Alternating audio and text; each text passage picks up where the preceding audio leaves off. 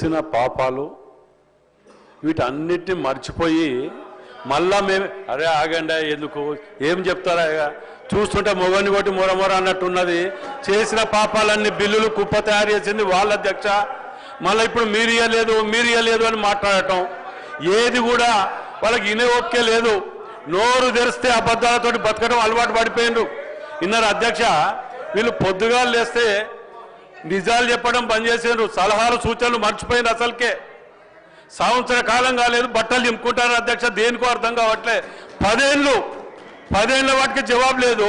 సంవత్సర కాలం వాటికి మాత్రం ఇంత లొల్లి చేస్తాను అధ్యక్ష. నేను పోయినసారి కూడా మాట్లాడిన అధ్యక్ష. వీళ్ళు ఎంతసేపు ప్రజలను తప్పులో పట్టియడం లేకపోతే ఇంకే అధ్యక్ష. నేను ఒక్కటి అడుగుతాను అధ్యక్ష, వీళ్ళు ఎందుకు ఇయ్యలేకపోయినరు?